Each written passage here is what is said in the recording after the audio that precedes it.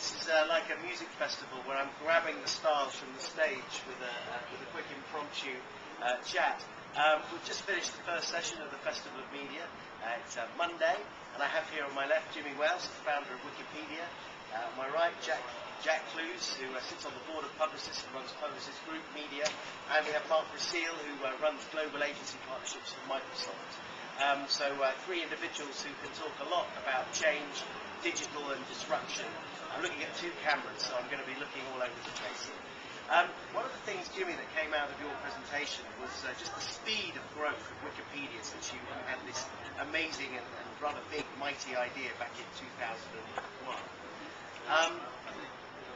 We're an industry that's going through a profound amount of change, and it's interesting to see how different companies respond. Tell me, you know, the big players in the marketplace at the time, like Encyclopedia Britannica, how did they respond when they started to see the rise of Wikipedia? What did they do? Well, in the early days, they didn't even know we existed. We came from a community basis, you know, people working together on the internet, and they didn't care or notice us. By the time they did notice us, I think it was too late for them. And in general, they've not responded at all, really. Britannica's had a very tough time adjusting to a new environment. We've seen that in a lot of media organizations. Some have been quite smart about trying to adapt in the new times, and some have just stuck their head in the sand and gone downhill as a result. Yeah. So what does that say about, you know, the role of challenges in this new economy? Well, things move very quickly. One of the things that I always like to remind people is that if you have a brand that's an old brand, very famous brand, you may imagine that a new competitor can't arise without spending a huge amount of money to gain the brand recognition that you have. But this is no longer true. A brand that people will talk about, that people will care about, that can be viral, can explode very, very quickly. And that's not just in the digital space. It's everywhere. Tell me, you're talking about brands, so I opened up to our other two guests, but you don't allow advertising on Wikipedia. You depend, at least on your charitable side of your business, on the donations of the users, which I gather is going well. But aren't you tempted to stick a couple of banners on there? You've got 800 million users, wonderful traffic, presumably amazing usage data for behavioural targeting. What are you waiting for? Well, we're a charity. We're a non-profit organization. We're like a national park or a library. This is not the right environment for advertising. And I'm not anti-commerce, anti-advertising. At Wikia, we have ads all over the site and build brands to try to build things. There are places for it, and, you know, if you open up a car magazine and you see an ad for a car, that seems normal to you. Right. If you go to your kid's school and see an ad for McDonald's, it doesn't seem right. So it's an aesthetic matter. It's a big respect issue there too for people, your users, and people and our clients, consumers. Jack, you were talking a bit to us about Coca-Cola, speaking on behalf of Stop the Queue, who couldn't make it through the dust cloud. About a year ago now, Vivaki, the CEO of Coke, said that the company just was getting too inward-looking, to your point about big brands. And obviously they're desperately trying to change that. In terms of marketing, what do you see coming out of the Coca-Cola company that you think really does speak to a new era of marketing and communication? And in some ways, if Scott was here, and I don't know if he'd agree with me or not, I feel like it's a little bit in the Coca-Cola world, it's a little bit about Back to the Future. It wasn't that long ago that Coca-Cola was in the content business. It wasn't that long ago Coca-Cola owned a movie studio. In a way, although in a new millennium kind of way, I think Coca-Cola is getting back into the content business. Some of it is content, as I was saying in my remarks, content sourcing, and it'll be a partnership with the likes of a Microsoft or more traditional media owners. Sometimes it's going to be borrowed, and sometimes it'll be owned and created and put on various forms of digital and broadcast era. But I'd say one of the big things is that there kind of renewed commitment and appreciation that content acts as the connective glue, if you will, and their permission to provide people with something of value in exchange for hopefully their love. And so I think I'd say a big part of it's going to be content. It's interesting. What are the implications of that in terms of the way it spends its traditional media space now? It's a big advertiser outdoor, big advertiser on traditional 30-second spot network television advertising. Are you anticipating a big sea change in the way that money's spent? I think that sea change.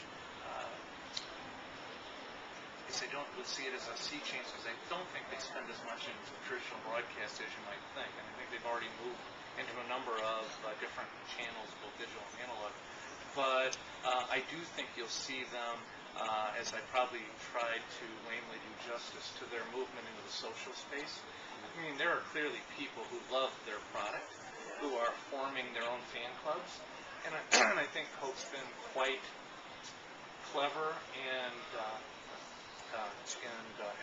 moved in a way that they've tried to partner in those social situations and not try to smack an ad on it or try to overtly control the conversations. The one thing that if Scott was sitting here, he'd say is that in those social Facebook environments for Coke, there's no problem in raising the notion that someone might say in that community that they like Pepsi.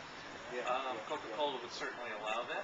All they want to be, much like Jim and Wiki, all they want to do is manage the conversations because they should be civil and adult. Get rid of the profanity, get rid of the inappropriateness and the rude behavior. But other than that, it's pretty much fair game and be a part of the conversation. And that brings it sort of an interesting dynamic, and we've discovered this over the last 3 days of trying to change very quickly to very changing circumstances. And I guess with brands and companies, it's even harder. You've got the situation where if the blogosphere is changing its opinion about your brand, what do you do to get it back? I mean, the problem that clients have is the willingness to release control, and that's probably the biggest difficulty within the culture of any large traditional organization. I mean, talking to Microsoft, one of the very biggest is helping clients with how to manage branding in the blogosphere. What do you say about this issue of control and trying to retain a brand ethos and a brand message, when really it's the consumers that are manage that message now, not the marketing department? Well, I think there's a couple of steps, right? First of all, you need to acknowledge that there's a world out there that you can't control, and the consumers talk about you. That's the first step. And there's still a lot of marketeers who sort of ignore the world that if I don't control it, doesn't exist. It exists. 15% of all the tweets I just mentioned are talking about, are actually consumers giving an opinion about a brand or a product or a consumer experience they have with Delta Airlines or whatever. Right? So it is out there. The second thing is, try to monitor and try to at least understand what the conversations are all about. So I just gave an opinion around how Looking Glass can help you at least understand what conversations are happening, and then based on that, you need to take some action, right? Sometimes there's like outrageous mistakes on the web. It's very easy to correct in an adult and mature way if somebody says something wrong, or specifically in our products. You can in an intelligent way as a corporation inject yourself in the conversation, saying this is the Microsoft side that actually talks about that product. This is the fix to the bug. This is the correct thing you're referring to. You can engage in the conversation, and then there is steps that you can go beyond there. I think that's where Fox is quite intelligent, where they actually see there's 6 pictures, for instance, that are very famous, then they're gonna start promoting those pictures rather than take other 6 where there's little uptake. You can use it into your advantage. Thank you.